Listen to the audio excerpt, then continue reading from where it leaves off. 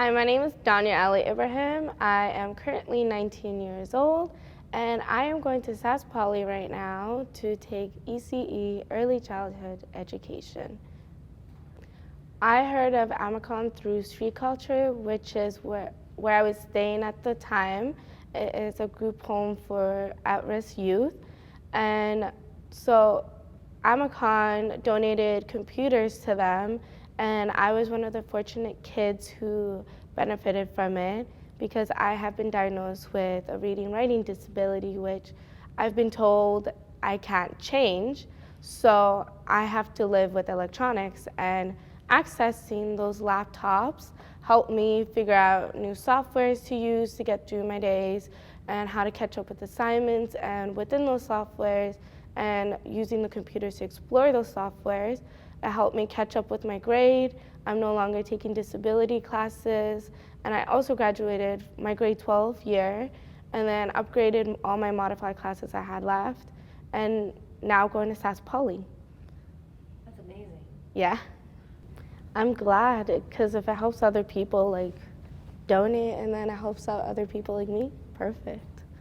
It was really hard, I will admit, because when you can't read and write, especially in Canada, you tend to get bullied a lot, and that's why I never really felt comfortable telling people, and we never knew I had a disability with reading and writing, because they always kept me in these EAL classes, and which is one of the reasons why I never really learned, we never found out earlier that I had a reading and writing disability, because they would have helped me before if they knew. So instead of getting tested for it, I just stayed in EAL classes and didn't do anything for me, and then I just kept moving and moving with disability classes, which was also EAL classes, didn't do anything for me. But it was really hard because I felt stupid, I felt like I couldn't do anything, and it was really emotional, you don't want to get bullied, and then, yeah. There's so many things you can get bullied for already, and then the fact that you can't read and write, you get bullied for that too, is a struggle. So tell me about the first time you were able to access this laptop, and what sorts of things it brought to your life. Well, I was living at Wendy's, which was one of the group homes in street culture, and we had computers, but it wasn't enough for everybody, and it was hard for me, who relies on electronics, to access them, because sometimes, I have to get assignments done, but the other kids need it too, and it's just not enough going around. So when AMAKONN donated laptops, so it actually literally made it a whole lot easier, because I'm able to take, a laptop was actually given to me, and I was able to do assignments in my room on my own, take it around with me, and it was just so much easier. It made it more independent for me, I guess. I was more independent with my homeworks and stuff.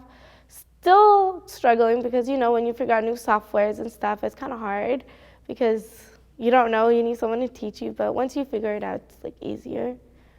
So when you talk about the new software, and it's software, I assume that is specifically designed to help you with reading and writing. Reading and writing.